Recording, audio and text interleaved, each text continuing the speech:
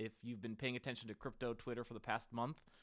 If you have, first of all, I'm very sorry because it's been very, very bleak on crypto Twitter for the past month as things turn increasingly player versus player.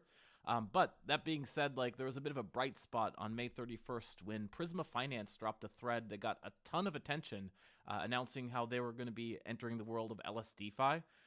The thread has been viewed already 500,000 times, and there's been a number of questions. The team has not done any public interviews, so they are joining us here today to answer any and all questions. So we're joined by Mr. Michael. Michael, could you tell us a bit about yourself? Hey, Gert. Thank you so much for having me on. Yeah, sure. Happy to tell you a bit more about myself and about our team and what we do at Prisma. So myself, I've been in the space since like 2016, joined full-time around 2017. I was working at the layer 1 since 2018 till beginning of this year. Been involved in DeFi since beginning or before DeFi summer, was farming a lot, was participating in governance left and right. And this year decided to make the leap together with our other core contributors. We're a team of 7 to get to building Prisma, I would say.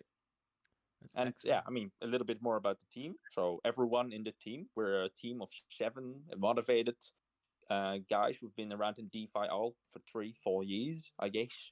Well, yeah. All ex-Curve, ex-Yearn, ex-Maker, you name it. And yeah. X-Curve. Who's the X-Curve member you have on your team, if you don't mind semi-doxing? No, like I'm happy to dox, but we'll keep that out up in the air for now. All right, fair enough. Just real quick before we get going, you mentioned you're in Central Europe right now? Yeah, I'm in Central Europe. Most of the team is located in Central Europe and the Middle East. Bit of Dubai, bit of London and Paris, I think. Not sure if anyone has moved to the US at any point in time. Don't think so. Nah. So we're mostly here. Nah, the way things are going in the US, you're probably wise to keep out for the time being. Yeah, we're not a big fan of Daddy Gary, I can tell you that. Not many people are, but you know, so it goes. So it goes. So you've been around DeFi since 2016, you were saying? No, not around DeFi. I don't think we even used the term DeFi in 2016, have we? So I've been mostly into DeFi end of 2019. Been in crypto since 2016, I would say. Okay. Maybe I misheard. It's still super early. I'm still getting through my coffee here. So that qualifies you as an OG, I'd say. One question I have for all the OGs is like, which do you consider worse, the 2019 bear market or kind of the most recent bear market we've been going through so far? I think the 2019 bear market, where things were going down, it felt a lot like you didn't know why it was going down. Like you were thinking like, hey, right, like there's all this progress, people are building cool stuff, like we'll go back up sometime soon.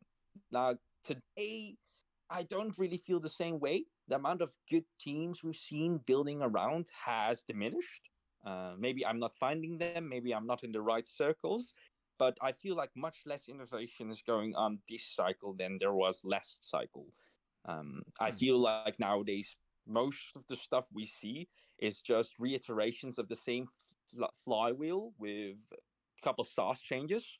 Whereas in 2019, like there was groundbreaking new stuff coming out all the time. We just didn't appreciate it enough at the time, I would say.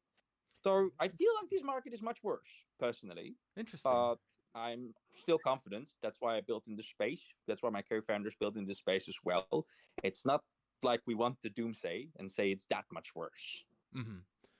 But isn't that one of the charges people are leveling against Prisma, that it is itself just basically a liquidity fork with some VE tokenomics on top of it? I would say you're the first one to say it that bluntly. Usually I say it myself to a certain extent.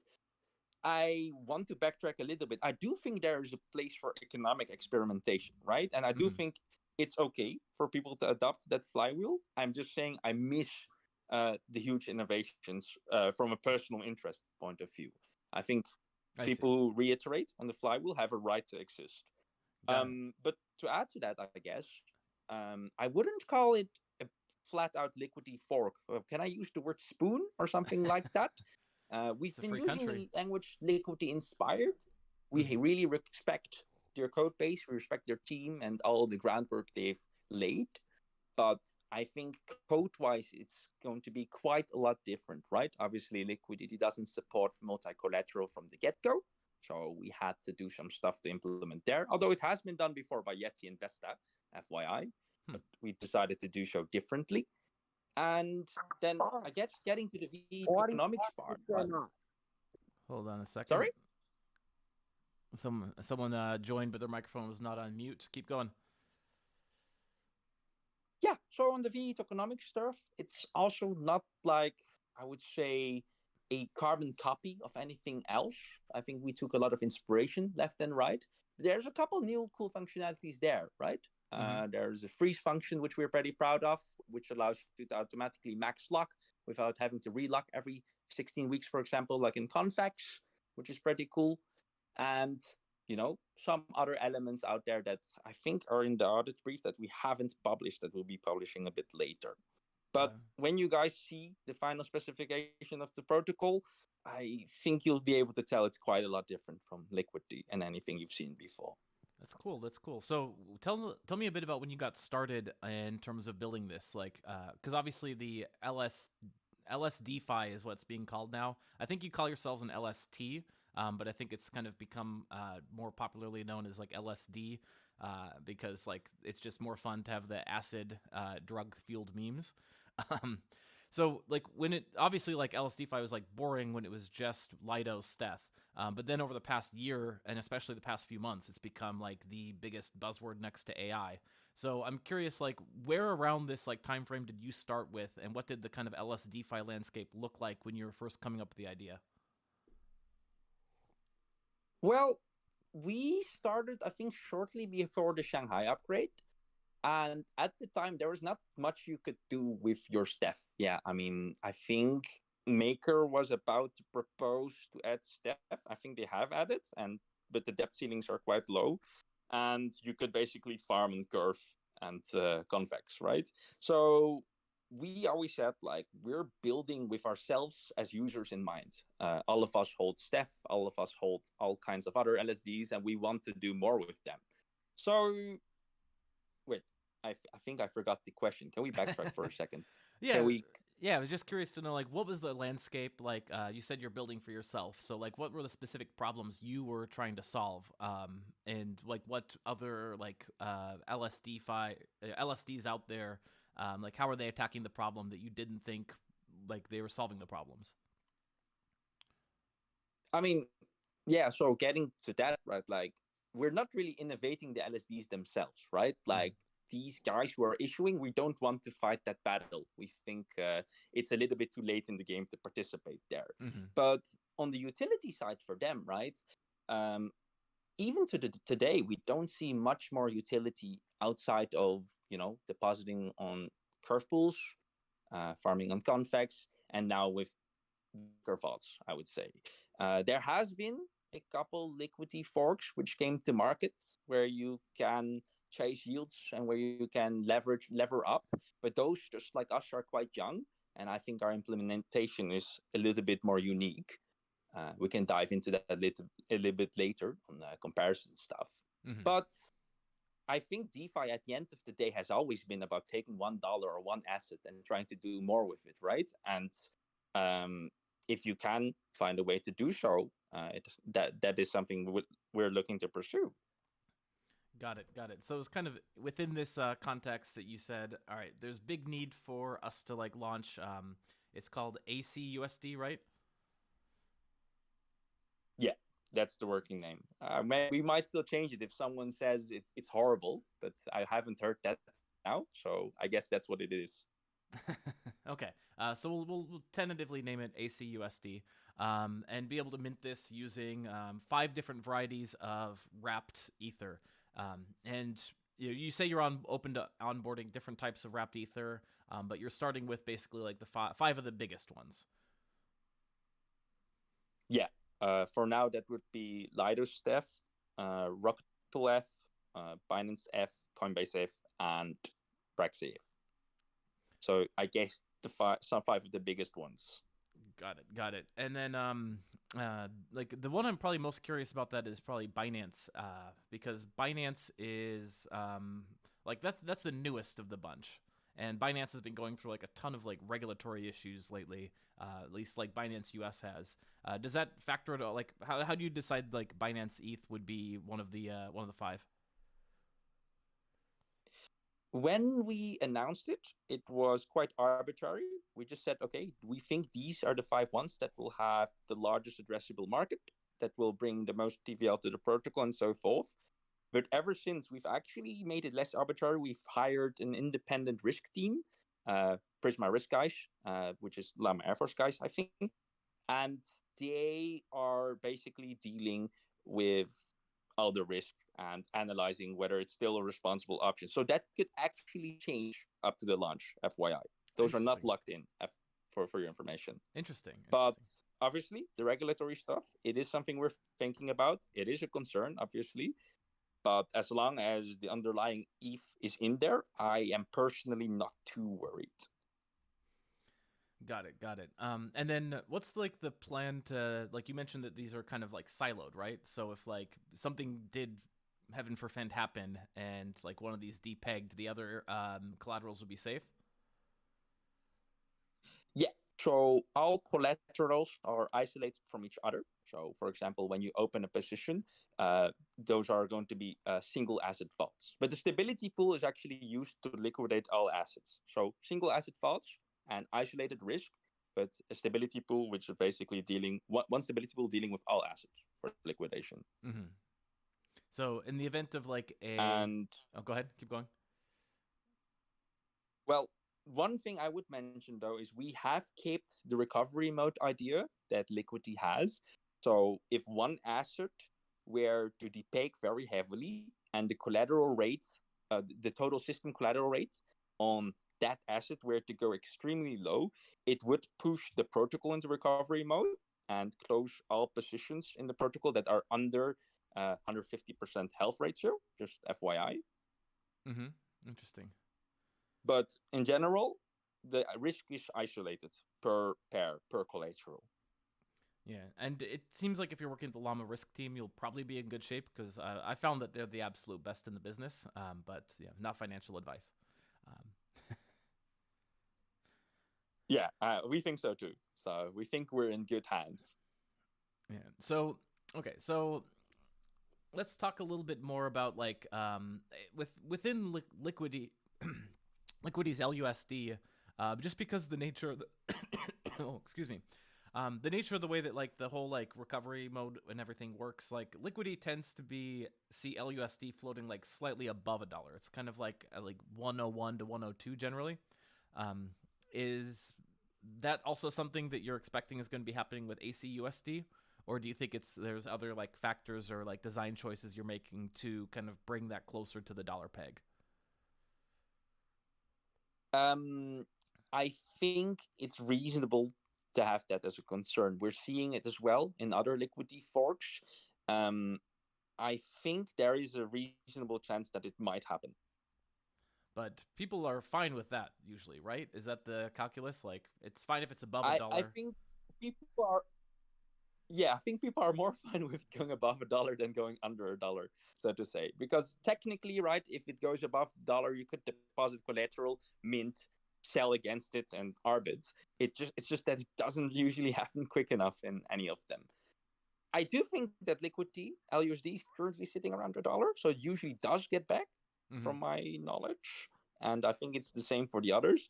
So yeah, Yeah, it's it's just yeah, it doesn't usually go as quickly as people like, but usually it's fine in the end. right, right. It seems like it's sort of like in normal times it edges back towards a dollar. It's like when the market's volatile and there's like risk of depeg that, or not depeg, but like people need to pay back their collateral, right? So they like rush to grab as much LUSD as they can, and LUSD gets scarce. At least that's been my like small brain observation.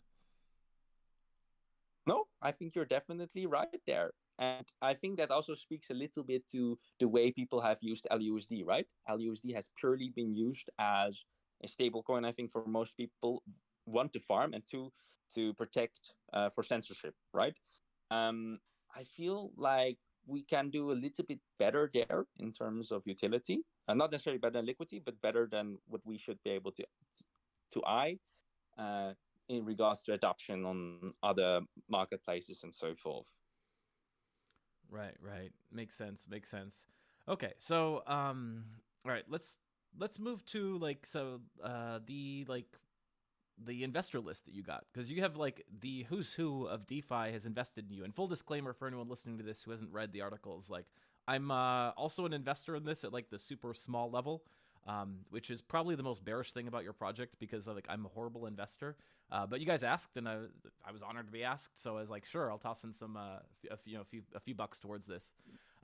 But you raised from, I think, Curve Finance, from Egarov. I think you mentioned you raised from Convex and C2TP and possibly others. You mentioned Frax Finance. I'm not sure if that means Sam Kazemian or like other people within the Frax Finance team. Like you've got most of the major people in the flywheel. Like what was sort of the like process like in approaching these investors, and like what did the pitch look like to them? Because you could see a universe, for example, where like Michael at Curve Finance might say, well, this is like potentially competitive with Curve USD, so like I don't want to invest or something like that, right? That last comment I want to dig in. I always find it very funny, right? I think Mm-hmm. Michael in general was a very collaborative person. Although I personally don't deal much with Michael, I think my co-founders do. The beauty of people thinking that other stablecoins would be competing with Curve USD, you would probably have to backtrack and ask yourself what made Curve big, right? Curve's claim to fame is more stablecoins the better, because that powers the Curve wars, right?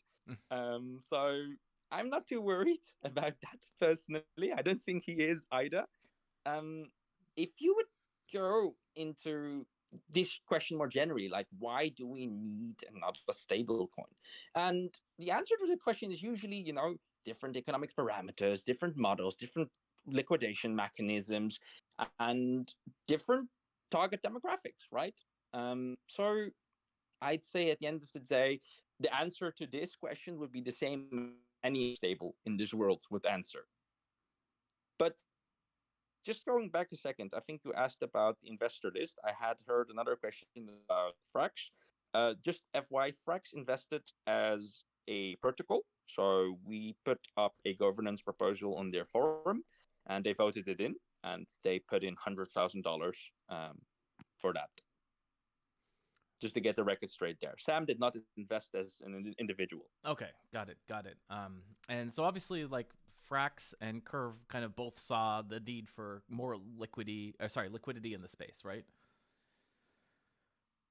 Just the more. I think, to be very honest, Frax and Curve saw the need for projects that are symbiotic with Frax and Curve, right? I mean, there's plans on the table to co-incentivize, to do CRV USD to AC USD pool, where people will probably end up pushing Prisma emissions towards those.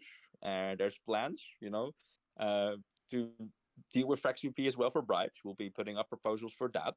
So I think it's just as simple as it's good for Frax, it's good for Curve, and that's where the collaboration is. It's not something noble as it's good for the space for those individual actors, right? No disrespect to them. But in this space, everyone and every protocol is just thinking, what's good for my protocol? And that's a little bit tribalistic, but let's be honest, that's what crypto is. Yeah, it's well, yeah, I agree that like crypto is at its core like all of capitalism is on some level player versus player, but people do enter into these temporary alliances where they see the benefit in collaborating versus the benefit in competing. So like I completely agree with your point that like Curve has obviously Michael has been able to buy and add on to his mansion through this policy of like let's just build like this incredibly fluid system of smart contracts to better facilitate stablecoin trading. So obviously his thesis has gotten very rich. He's gotten very rich in doing so. So it makes perfect sense to me. I'm just like wondering if you see like because it does sound like on some level like what you're trying to do is like give people a place to put their LSD tokens and mint $1. And do you at all see concern that people are going to like look at Prisma, they're going to look at Curve USD and say, all right, we're just going to pick one or the other, and there might be some like cannibalism there? I mean, I would say that it's again going back to the general idea, right? Like it's different stables with different parameters target different users, right? Mm. Some users are more comfortable to pay minting fees, some are not. Some people would like to see more payments going on recurring level on debt-based interest. Some people don't want to pay redemption fees. These protocols are so different. You are comparing them like apples and pears. Yes, at the end of the day, they're both stables, but how to get to that stable and how you issue that debt and what it costs to issue debt is very different. Mm-hmm. So no, I am not really concerned about that. I think most people who are playing with things like crv.USD and ACUSD and so forth, they are very sophisticated players. They are not green retail who just think, stable here, stable there. I don't care. They're both stables. Yeah, and I think Michael. But maybe I'm naive, by the way, right? I would like to be proven wrong. No, actually, I wouldn't. Actually, just to backtrack, I wouldn't like to be proven wrong. No, no. I mean, I think the proof will be in the pudding, right? Like, it's going to launch at some point in the next couple of months, and once that happens, like, it will be up to the market to decide if it's like all hype or if like there's actually like a real there. Like my expectation, by the way, is just that like, um, so similar to the fact that like people like to posit this competition between Curve and Uniswap. But what I actually see has happened is that like the existence of multiple dexes has given users so much more fungibility and utility that it's just grown the kind of like capabilities of the entire space. My expectation is that this is just going to give more incentive for people to stake their Ethereum because they know that they have like a whole menu of great places that they could put their staked Ethereum. Whereas 2 years ago, they just had to kind of sit and do nothing. So it makes perfect sense to me. I think when you talk to Michael, like he was really excited about the idea of like being able to add on an ACUSD crv.USD pool, right? Yeah, that is what I understood. Unless that has changed, I believe that is still on the table. Um, and also just a means to that end. I guess I want to dig in a little bit more as well. Comparing to curve USD is probably not the right thing to do completely, because obviously they are curve. They are a large protocol, and I guess bring Aave GHO into the question as well. Mm. Mm-hmm. And when you have large protocols like that, you can only play with the emissions from your token, right? In that case, like there will be CRV incentives that they'll be voting on. I think Michael will use all of his voting weight to make sure there's enough curve incentives. Same with Aave, right? They'll push some Aave towards GHO in the future. Existing protocols can never incentivize as bigly as new protocols can do. And from a user perspective, if I was personally a neutral user that wasn't helping build one of these out, I would go where the highest APY is, right? I mean, liquidity is very slutty. Excuse my French. Um, It's liquidity fine. doesn't care about ideology most of the time. Liquidity usually just cares where is capital efficiency the highest, where do I make the most money, and that's where my liquidity will go. Now, I would say it's not the case for everyone, but I guess that's the case for 90 to 95% of users.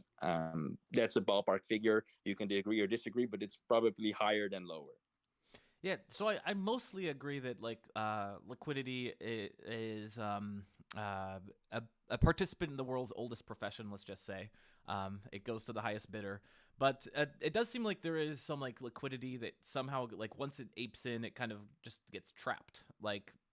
Uh, like the example I would give is like in the LSD side, like SFRAX ETH is currently delivering the highest yield. So in a perfectly liquid market, like all the steth would be flowing into SFRAX ETH until such point as like those yields like tapered off. But we're not seeing that. We're seeing that like SFRAX ETH is growing very fast, and we also see like marginal growth of steth at the same time, as opposed to like a massive migration. So like I don't know if like that like if you've noticed the same effect or if I'm like crazy or something.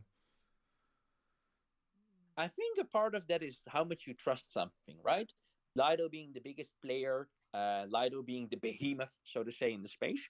They're like, oh, I trust that one, even if the difference in APY is not gigantic, and we're talking about a couple points, if not even a single point, right? Right.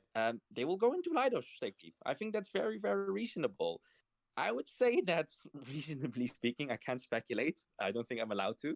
Um, APYs and yields on very established stablecoins and from very established protocols are usually not more than 2 digits. True, true. So, right, when differences start becoming 20, 30, 50, 40, 50% APY per year, I think you are much more likely to see people move liquidity around than for a single point. Yeah, I'd agree with that. Depending on size as well, of course. I'd agree with that. And then there's other factors, which is just like obviously like Lido's stuff has survived that test of time, right? Like it has been around for several years. It's endured a ton of FUD, and it's still been very, very strong.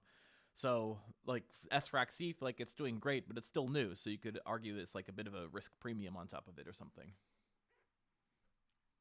Yeah, I guess you could call it a risk premium for sure. And I think it's the same in there in any space. It's just that the risk premium is pretty small in the LSDs themselves. And I guess that's why people aren't moving. But the size and risk premiums on stables and everything is usually, speaking very general, much bigger. I think there was a notable competitor or colleague, or whatever we would call them. I'm not going to be too mean. Libra, right? Which was launched a couple months ago. And they got quite a lot of traction as I think the first new LSD5 player in the market. And the risk premium was huge, but it did lead to people moving their stuff around. Yeah, and just kind of more generally speaking, we always see like this situation where high APYs don't last. So it doesn't. It doesn't necessarily mean that things are going to move very fast. Just a couple of quick questions. I don't know if you noticed in the Discord, there's like this chat's comments. There's been a bunch of people who are listening in live asking a lot of the comments. And K ... has to run, but thank you for joining us and excited to see what's going on. Black Viper asks, how can he invest? Wants to be an early investor. We closed our funding round, sadly. I think that happened when we announced, or like how many weeks ago? It's been a couple of weeks now. So sorry, there's no way to be an early investor at this point. Yeah, that's the answer. It's a no, a friendly no, but it's a no. No, you have my guess is you got enough funds to already get things to the starting gate though. So at some point in the next few months, like there's the funny thing. I want to put this on the record. We didn't raise because we needed to raise. We were very happy to pay the audits ourselves and just fair launch this thing. We did a raise because so many people who we wanted to be working with and protocols we wanted to collaborate with said, please make a round and let us invest. And we're like, yeah, we're not going to say no to the people who are going to help us bootstrap and work with, right? So if they want to invest, we'll set up a round. Okay, and it's convenient that we can use set rounds to fill up the DAO and pay for audits and stuff like that. But the team is not salaried. Like none of us is taking a salary. Yes, we get tokens as incentives, but we can't really care for the raise. So the raise is just there for the DAO to manage, pay for some audits, pay for general goods for the good of the protocol.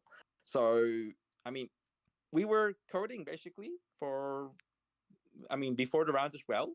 And we didn't plan to raise originally. And we decided to raise because, okay, I guess it's the better way forward. And it's probably better for attention and bootstrapping. So basically the money just shows up on your doorstep. So you're not going to say no to it. I mean, it wasn't opportunistic like, oh, people want to give us money, so we should take money. We also wait, obviously, okay, when we take money, we want to take money from people who we think will be valuable users, who will be protocols we work with, to give them a stake, to give them ownership before we even get out of the gate. So we've been using the round strategically to actually acquire large liquidity users and to acquire protocols. And I think that's been pretty successful till now. Yeah, absolutely. So, okay, so let's talk then a bit about the about the specifics. This is when you say the team is going to get paid at some point in the token, that's the Prisma token, right? Yeah. So we are all taking our compensation in Prisma token in the team allocation. None of us is taking salary from the DAO. Got it. So let's talk a bit about the tokenomics around Prisma, because I think some details have been released, like there's going to be a VE-style locking system, for example, but some of the details you're still working out. Is that correct? I mean, as far as it goes, we're going to set up some initial parameters and initial weights, right? With the entire beauty of VE tokenomics is that everything is flexible and variable, right? As soon as this thing comes out of the gate, voters will decide where it will happen to set tokens. But for now, the initial allocation looks like 10% of the supply is going to investors, 20% is going to team, 10% will end up in a DAO treasury, and the other 60% is going to stability pool incentives, bribes, master chef incentives for XP, all that stuff. So yeah, I mean that is clear. That is hashed out. That is locked in. Okay. Okay. And then the way the basic utility of the token is that it's going to receive because obviously there's going to be some fees that you charge to mint the ACUSD. So those fees are going to be basically distributed to anyone who stakes. Is that correct? That's correct. So the fees will be distributed to lockers and the protocol and so forth. And people who lock Prisma into VE Prisma will be able to vote on gauges to direct gauge weight. They'll be able to direct emissions through that. They'll be able to participate in governance to tweak economic parameters such as the mint fee, the redemption fee, the interest rates, and so forth. And more so, I think as well, what did I want to say? I just lost it. It will come back to me at some point in time. But that, yeah. No worries. NPC68 asks nothing new there in the sense. Yeah, NPC68 spiritually nothing new there. Yeah, okay, yeah. That's great though, because like people are very familiar with the system and it's been working decently for Curve.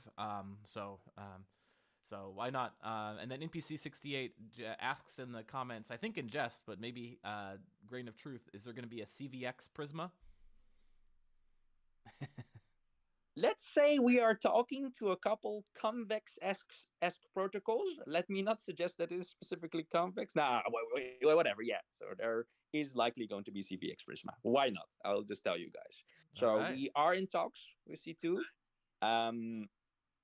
You know, it's not 100% locked in. What it looks like is not 100% locked in, but there's an intention from both teams to make that happen, I think. Of course, that means that, when you have discussions like that before launch, convex like layers, they always want to ask, can you build with us in mind, right? Like when Curve launched, they didn't mind with a convex layer being created in the future. That was an organic thing. So there's a couple things that convex like layers and also convex people have suggested to us in regards to boost delegation and so forth that we're taking into account into protocol design. We'll share some more information on that. But yes, as it looks like right now, you guys are probably going to get, we are all going to get our CVX Prisma. Inshallah. And then Katis asks about Conic, because the eagle-eyed observer will note that Conic is also one of your investors. Yeah, Conic is also an investor. We're good with them. So, and yeah, I mean, like we haven't discussed concretely the synergy there, to be very, very honest. Or maybe my team members and colleagues have figured something out in the last 1 hour before I came onto this podcast, onto this AMA.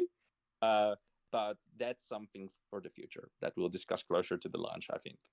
Very cool, very cool. Are there other kind of protocols that you're talking with about potentially like working together or potentially like partnering in some way, shape, or form? Yeah, there's a couple that I can name from the top of my head, but I want to preface not concrete yet. Like the usual response is, "Speak, guys, let's talk after launch or closer to launch." But basically, most of people in LSDFi, other than people who are doing a city protocol themselves, has reached out after the announcement we did. So I think we're in touch with most of the players, and whether there's going to be synergies there or collaboration depends on us and them to see if we can figure that out. But I think there's a willingness for most people. Yeah, it seems to me like you're very open to kind of working with whomever approaches. I'm curious because I noticed that Liquidity was absent on that investor list. So you kind of got from all the big ones, but Liquidity wasn't there. And then there was no, like you're forking the Liquidity code base, and you kind of addressed this briefly at the beginning. But I was wondering, is there like, and there I've seen some speculation on this front, is there like bad blood between your protocol and Liquidity because of this, and hence they like are like there might be like some like feud between you two, or what do you see? I I'd say there's zero bad blood. I had a great call with Bryce the other day, actually, from their team. We genuinely just didn't know who to reach out to for the investment stuff and everything. We would have liked to offer it to them. I think they're a very cool protocol. We respect what they have done. We also don't make it a secret that it's Liquidity inspired and, well, Spoon are in large part. So we've set up a chat with them. We haven't figured out concrete synergies or a way to give back to them. Like looking to entertain, right? To vote and create a gauge between LUSD and ACUSD. I don't think we'll go as far as some other competitors who have actually added chicken bonds as collateral and so forth. I'm not sure about the implications there for protocol security, but that's actually more of a question for the risk team. They're more so than us. But we love them. I hope they love us too. But yeah. So imitation being the sincerest form of flattery, right? I mean, imitation or inspiration without crediting, I think is not as much of a compliment as the opposite side of it. Black Viper in the chat is asking if there's going to be a testnet or airdrops or any initial coin offerings. I think Black Viper, it sounds like, is very eager to invest in these coins. So not investment fundraising advice, but if you're launching a protocol, I'd ping Black Viper. Looks like Black Viper's got some money ready to invest. Yeah, I mean, we always respect people, quality apes, let's say it like that. No, but let me dig into the airdrop question, right? That's probably one of the first questions people ask, mostly because they want to cyber it. No, but I'd say it's almost a waste not to do an airdrop, but there's also a lot of airdrops that are wasted. Personally, I'm not sure how the rest of the team feels about it. I feel like airdropping to users directly for just low hanging fruit actions is kind of passe and done. I feel usually it just gets dumped into smithereens, and I think that's the right way to do airdrops nowadays is to make them conditional, right? Hey, use the airdrop to acquire value for the protocol. You'll see quite a few people, for example, who airdrop to V curve holders who vote to whitelist the pools and so forth, so you can have a gauge. I think that is a really good idea. That's one we've been playing with as well. I don't think that we make a secret out of that. I think the idea that Solidly had back in the day when they launched of airdropping to protocols to force protocols to engage is a very cool one as well. We were playing with that idea. We didn't end up going through with it, or we didn't finalize that because we thought it might have been a cool idea to airdrop a locked position or emissions towards, for example, Lido or Frax. So there are still a few details being hashed out. There will be some form of airdrop, likely V curve. The other ones not hashed out yet completely. Yeah, that's glad you say that because I feel like I kind of tire of a lot of the airdrops just because basically it seems like with all these airdrops that protocols do, they get like this like very short-term marketing buzz, but it's only from the worst users, right? The users that are just going to like parachute in, do whatever they can to get the airdrop, dump it off en masse, and then disappear and never touch the protocol again. So DeFi Advisor is talking in the comments, and DeFi Advisor is one of the he's one of the Aladdin boosters, and the Aladdin team I think like put a lot of thought into all their different concentrator and clever airdrop strategies, and they didn't go with like just kind of like the basic run of the mill like do something, get something. They like for concentrator they had this initial farm offering, which worked out I think pretty well, and where you basically had to actually be farming the token, which is like basically getting users doing the behavior that concentrator is designed for, right? Like teaching people to farm on concentrator, and if they're doing that they could progressively earn. I also think like ellipsis was an interesting one back in the day. Ellipsis didn't really succeed much as a protocol, but I don't know if you like were following Ellipsis. The way that they like captured so much attention, but it kind of persisted for several different weeks because they had this like sky high emissions that were people were gamifying, and like it ended up like not working out because the protocol. Well, yeah. Oh, go ahead. It's funny you mentioned Ellipsis. We actually looked at Ellipsis a lot for the VE stuff. If you look at Ellipsis V2, they actually had a lot of innovation on how they implemented VE EPX, actually. So we actually took some inspiration from them too. So yeah, very familiar with Ellipsis. Okay. Yeah, their airdrop was quite cool, but they just unilaterally airdrop to all VE curve holders, right? From what I remember. I think you can make it even more conditional than that, right? Not just to all VE curve holders, but VE curve holders who are directing emissions, who are directing gauge weight, and so forth. So when I mentioned like conditional airdrops, right, it would not be like an airdrop probably that goes from day one, but maybe after a week, right, when you figure out who uses your protocol for what reason in what way possible, and what behavior do you want to incentivize. Because when you figure out your airdrop beforehand and you do a snapshot beforehand, basically you say no matter what they do afterwards, you're gonna get the airdrop anyways. So I think there's a little bit of a balance to be had between, how much do you disclose about your airdrop beforehand, and how much do you, keep to yourself against cybles, but also, to find the right users.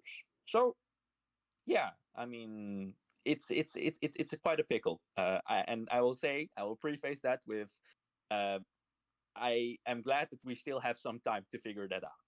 Right. Yeah, it doesn't have to come on day one. Like some of these, like wait several years before they do the airdrop. So might be several years, might be never. If for I anyone do who's think. I mean, I do think it's better to do the airdrop earlier than later, because liquidity and excitement is the highest in the beginning. So when the actual when the community and when the protocol's liquidity can actually absorb such an airdrop is probably in the first few weeks, reasonably speaking. And also that's when people usually care most about a protocol. So I don't think it would make sense to do it a year down the line, but there's a couple ways you can play with, vesting the airdrop. Remember the early days airdrops that we saw in 2017, 18. They're just, okay, here's a bunch of tokens, go for it. Nowadays, you'll see people airdrop like locked positions, which is already an upgrade. But I think you could innovate even a little bit more than that. Switching gears briefly, you talked a bit about this before, but maybe Dominic1559 in the chat wasn't there for it, so let's go ahead and address it again. I'll just read Dominic's kind of harder hitting question here. You claim that you respect Liquidity's protocol and strive to be a truly decentralized stablecoin. Isn't it contradictory then to push for so much for Lido's LST instead of Rocket Pool? We all know the issues the Ethereum community has with Lido. Not only that it has too much staking share, it also only has like 21 operators. So is that something that you're just going to be punting more We're to not pushing for. Yeah. Sorry to interrupt you. I've been interrupting you a lot. Maybe it's an internet connection thing, but we're not pushing for Lido Stake Deep specifically. No more than Rocket Pool Eve, and no more than Frax Eve or any of the other of them, right? I mean, we are, I would say, relatively agnostic about this stuff. I mean, Prisma, at the end of the day, we want it to be like a layer like Curve is for stablecoins. I mean, it's not an AMM, it's a CDP protocol. We Prisma wars to happen, essentially, where people who care about their protocols are pushing votes towards their collaterals to push emissions to those. So we aren't really picking sides here. And we're not going to be pushing all of our team tokens gauge weight towards Lido's stake F necessarily. So I think there's a little bit of a misunderstanding there. We're not like proxy Lido team or anything like that. We're here for all LSDs. The more the better. Variety is the spice of life. So what will the onboarding process look like in the future? Because you mentioned you're talking with the Llama risks team about like evaluating these initial ones. What happens in the future if someone comes up with a new LSD, LST that like it's really popular, but the risks team comes back and says, well, we don't think we should add this because like it's like very centralized or something. But the community like is voting very heavily in favor of it. Like what's the like do you have you put any thoughts into like how you're gonna like manage potentially adding new collaterals? I think it would not be very smart for the community to vote against something for something that the risk team heavily advises against. But at the end of the day, the community controls the protocol. So if they are going to vote against the risk team, I think it will probably end up getting added. Now, a lot of this depends as well on you on the team bootstrapping really well and making sure the tokens go to the right people who actually try to do what's good for the protocol. Yeah, well, I mean, governance attacks are real though. So if the protocol, like it's, I think Q will be decentralized, which is like one of the good things from a good airdrop is it will like get the governance spread into like honest token holders. But if like the project doesn't take off, like and like liquidity is really low, and there's like the price is really low, like someone like hostile actor could come in and like attack it from the early stages. Dominic follows up with a question: liquidity limits itself to truly decentralized collateral. You also allow Steph to be the first collateral. That is not what I call neutral. Oh, we're not having it as the first collateral, right? We're gonna have multiple collaterals coming on at the very beginning. We're not giving anyone a head start, so just FYI there.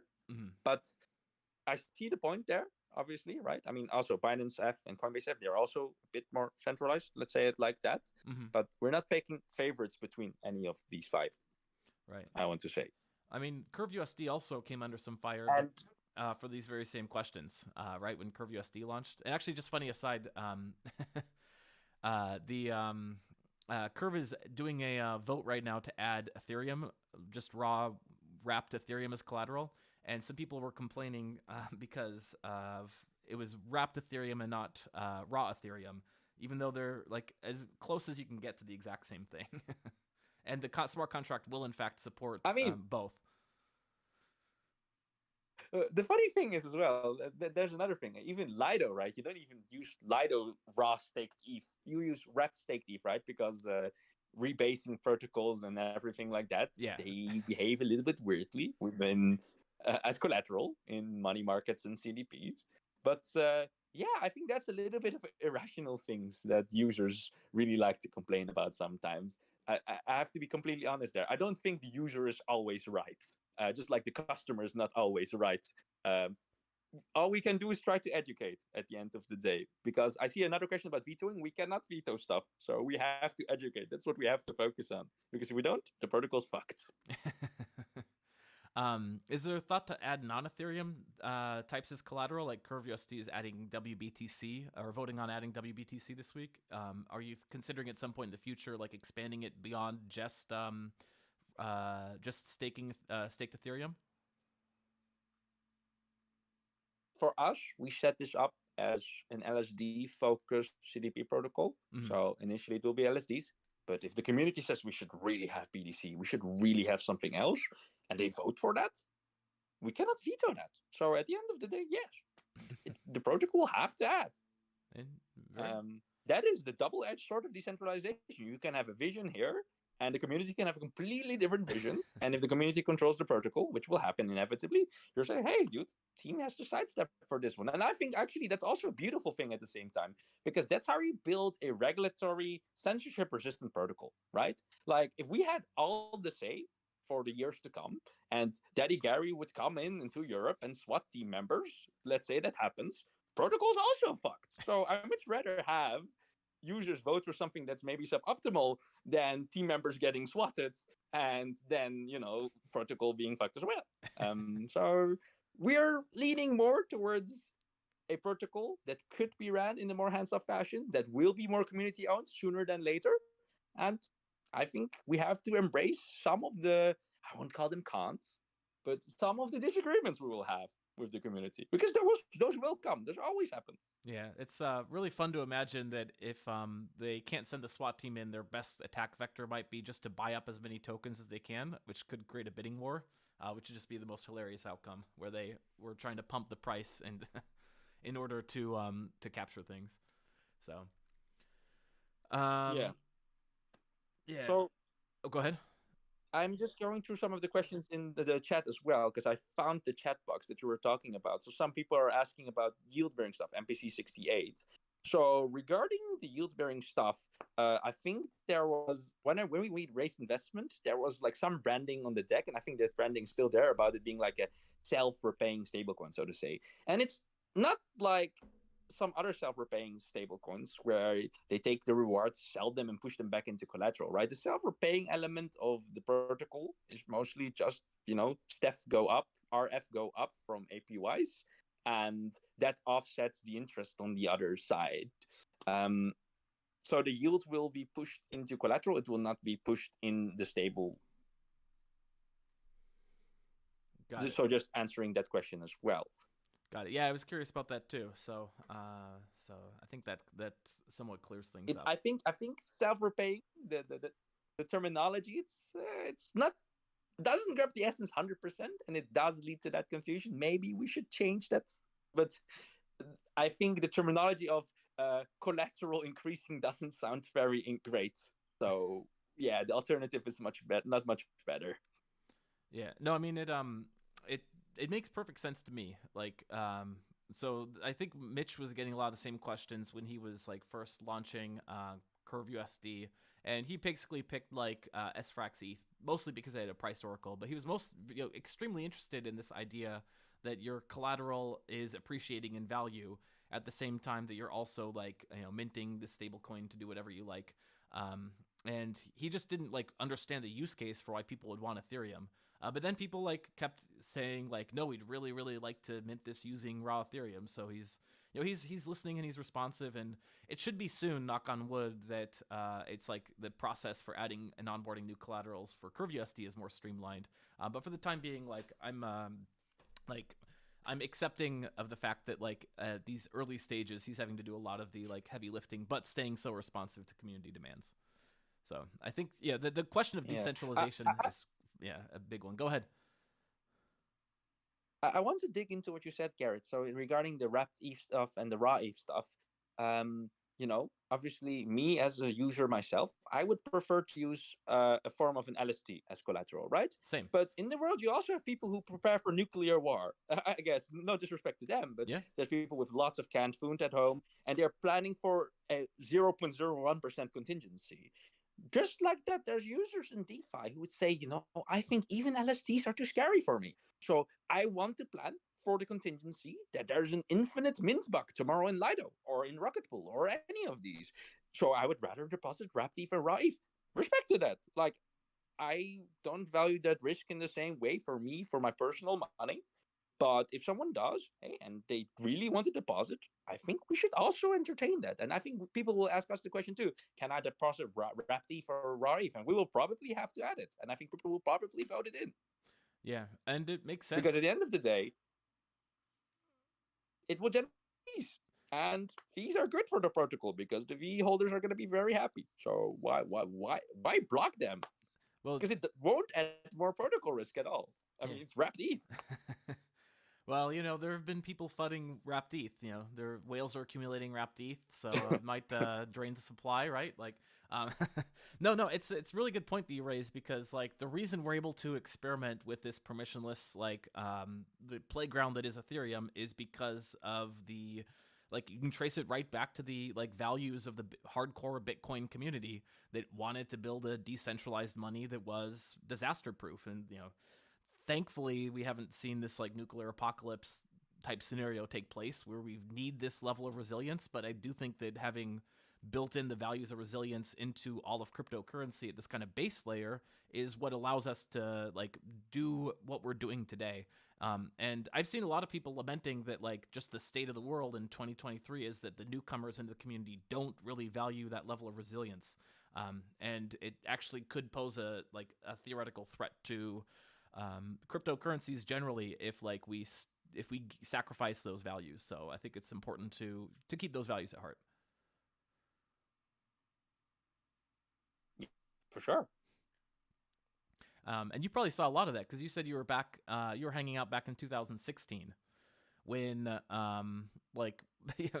crypto Twitter back then was the most boring place on the entire planet, as opposed to today where it's the most interesting. Like back in 2016, it was just Bitcoin maximalists fighting with Ethereum maximalists, rehashing the old same boring talking points. And in my opinion, since then, like Ethereum has just like started ignoring Bitcoin and like building its way into a better cryptocurrency, and Bitcoiners are still fighting these same old battles. So I think it's loads more interesting now. But Like I don't know if you've noticed the same. Yeah, I think I've definitely noticed the same. Although I think there is a part of the BTC community that's kind of given up. Like, okay, now we need smart contracts on BTC, right? You saw like a rootstock a couple of years ago, and everything that looks like it. Um, so I mean, at the end of the day, um, more functionality is better, and I think being able to do more for the asset is better, and the world will keep going there. Just like how DeFi will go towards more capital efficiencies, these layer ones and these other cryptos, they will go towards more utility as well. It's Mm-hmm.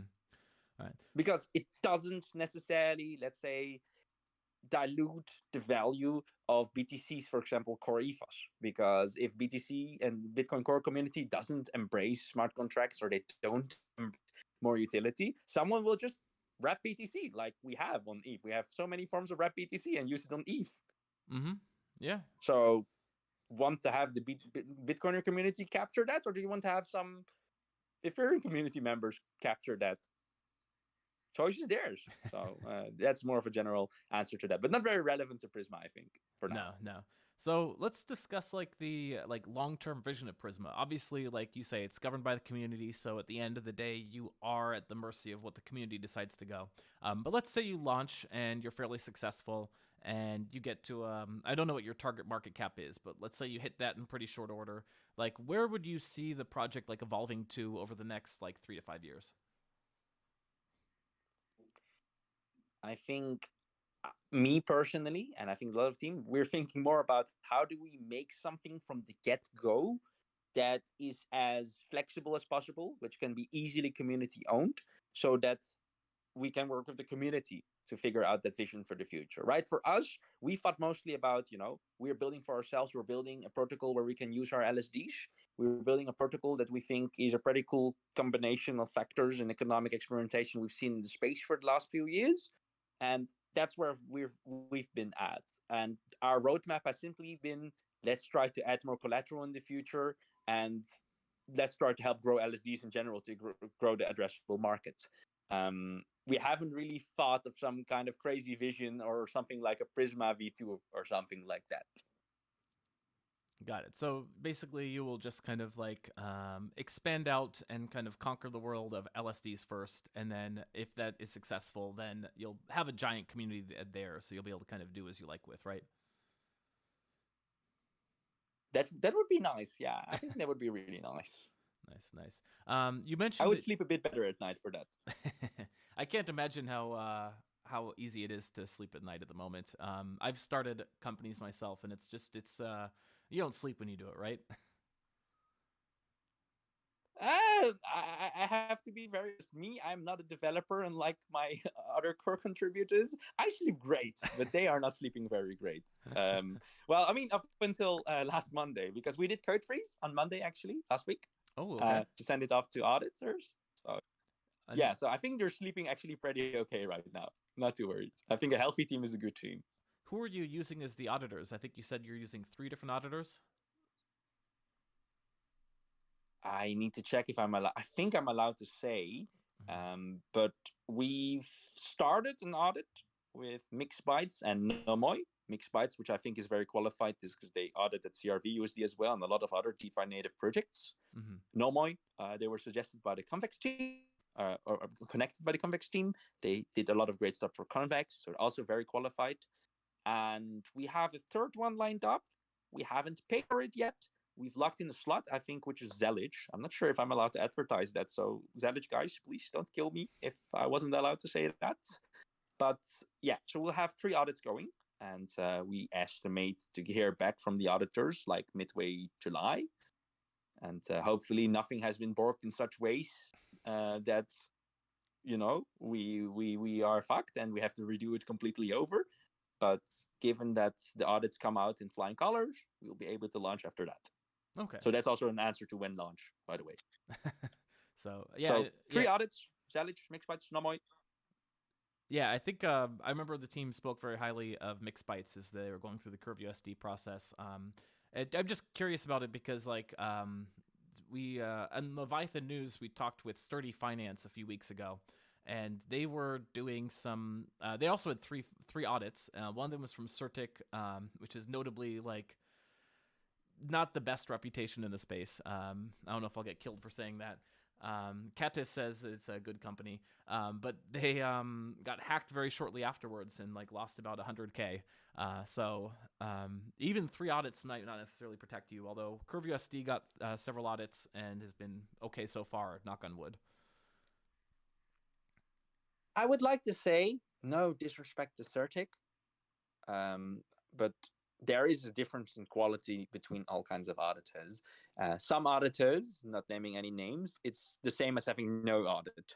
I like to think that the auditors we've picked are all top guys. They're all best in the space, basically.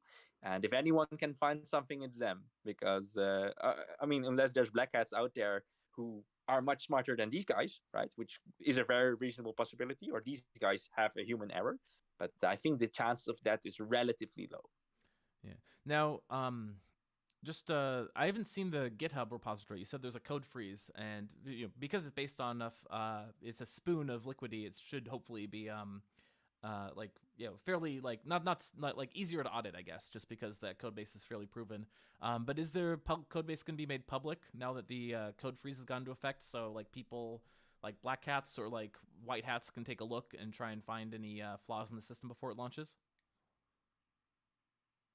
I think we're planning to open source after the audit rather than before. Mm-hmm. There's a reasonable concern on our end that we'll get forked by people who like to test and prod.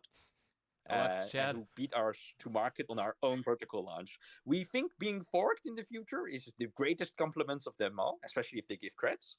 But we'd rather get forked after we launch rather than before, if you know what I mean. So there's plans to open source, but not today, not this week.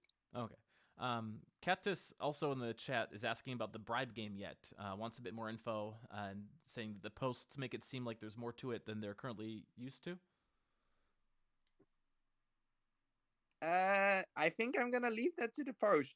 Also, because I am personally not completely involved in that side of the protocol. Someone on the team and some guys on the team have figured that out. I'm actually not fully up to date on that information. So I'm sorry. That's coming later. You have to wait. Patience. No worries. No worries. I mean, maybe you can't say, but is it going to be something that's kind of more driven by governance, or something that's more driven by kind of the team? Well, initially the team is obviously laying out the beginning parameters, but no, it was going to have to be governance driven in the future. On everything that we can have governance driven, that can be community driven, to be so. So yeah, it's going to be you guys, assuming that you guys are all participating. Got it. What's your kind of thoughts on the DeFi landscape more broadly? So it's 2023, and generally speaking, liquidity is kind of drying up and evaporating from DeFi.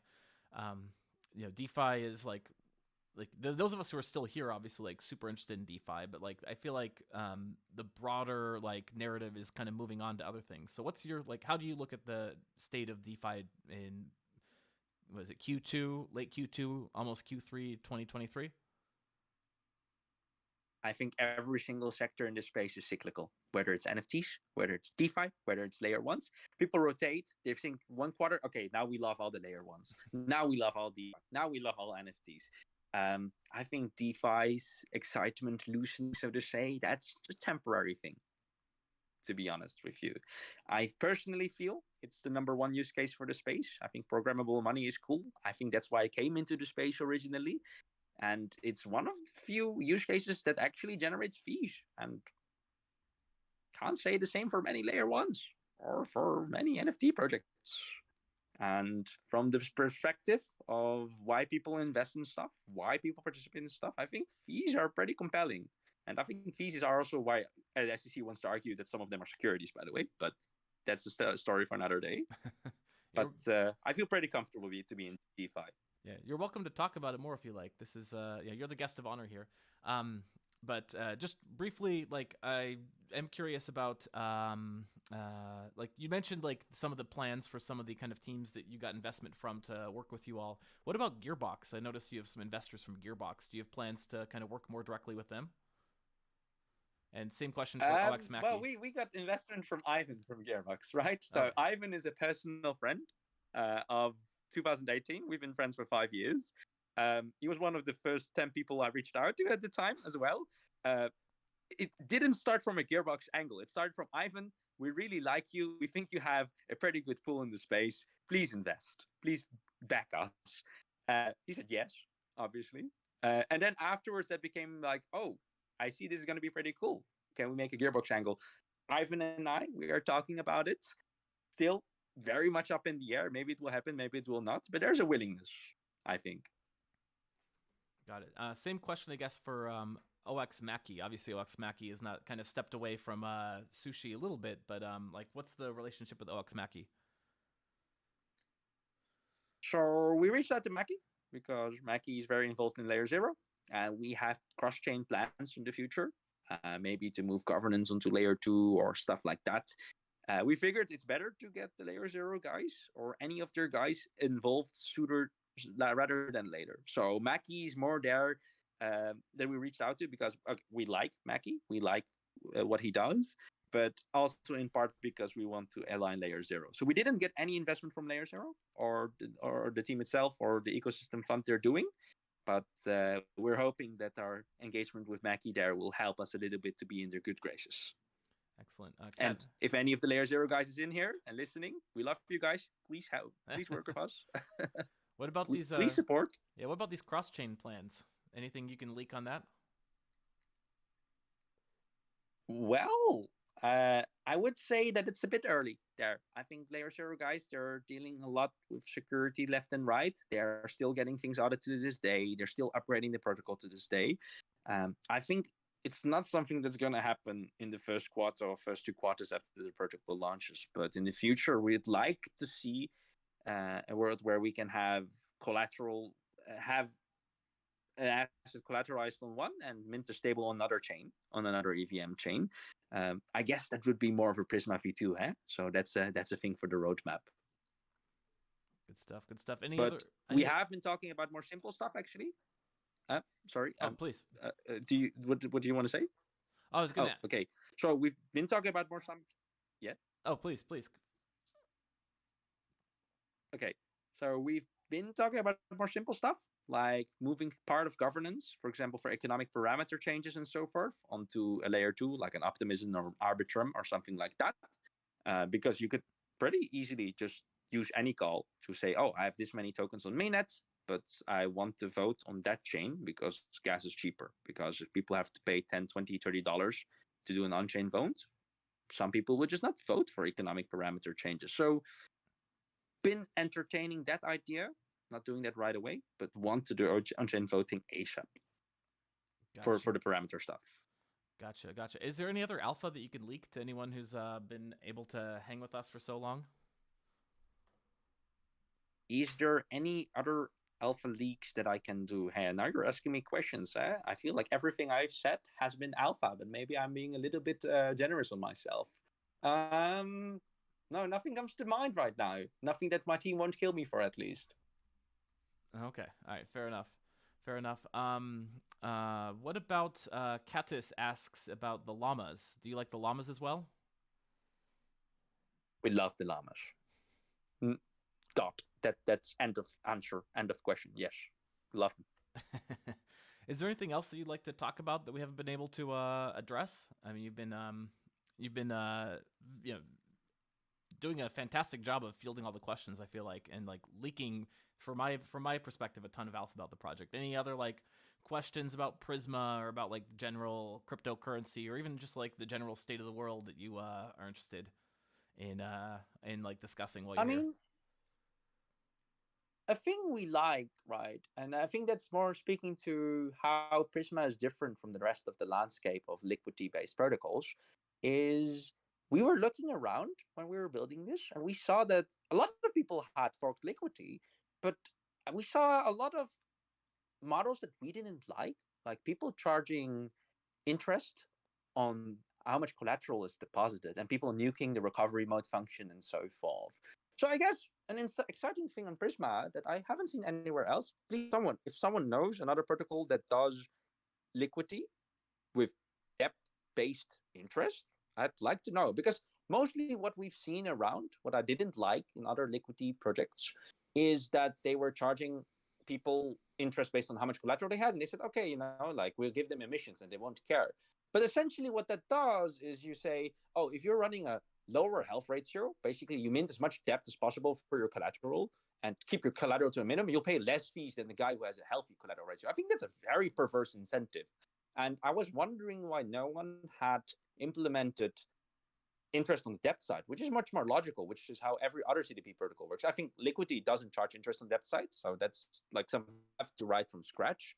So I guess it might have been something difficult to do.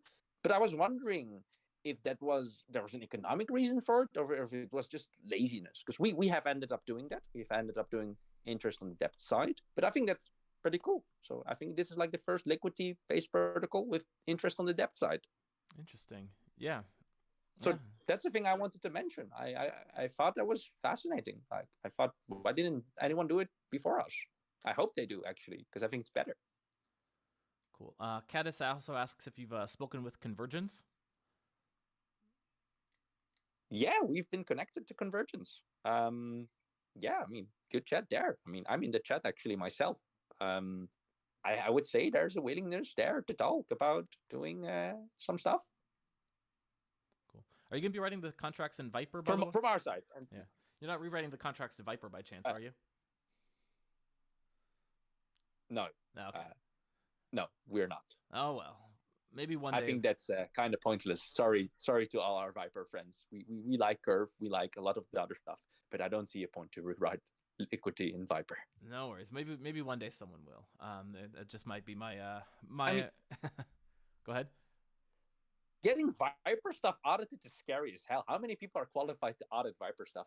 Yeah, mixed parts guys are probably actually, but getting audits is already hard. But then you mentioned Viper, you're like, oh yeah, our Viper auditor has a 4-month backlog. Is usually the question or answer you get from most auditing firms. Fair enough. I think Patrick Collins just started his own firm, so maybe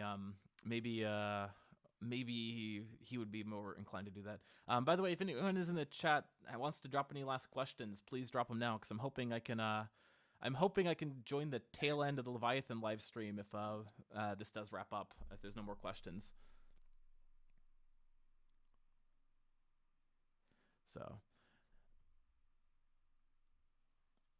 a couple lightning round questions, unless there's any other like topics you want to broach as we kind of wind up the party here.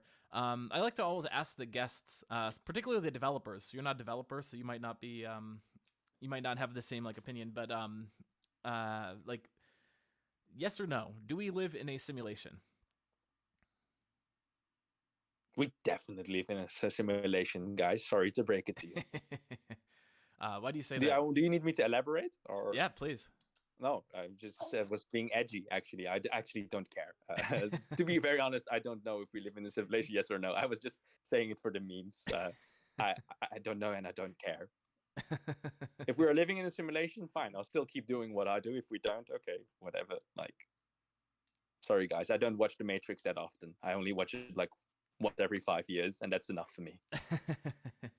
How about artificial superintelligence? Do you think that there's a universe in which artificial superintelligence, through its own volition, decides to exterminate all of humanity somehow? I mean, yeah, I guess even non-artificial intelligence realizes we humans are pretty bad for the planet. So, like, yeah, there's probably got to be something like that. Hey, freaking Skynet, why not? Nice. That's the question, right? Or yep. Am I getting this wrong? No, I think you nailed it. Cool. It. So, good stuff. I think people know where to find you, but just you want to plug like your links and your socials or wherever people should be looking to get the latest updates?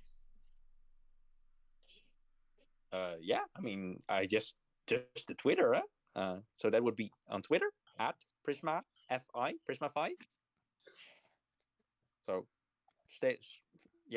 follow us there, connect with us there. Feel free to send us a DM. Happy to chat with people on Telegram. Happy to chat with people on this app, Discord as well. And, if anyone has any questions, we're always open to them. All right, excellent. Thank you so much for joining.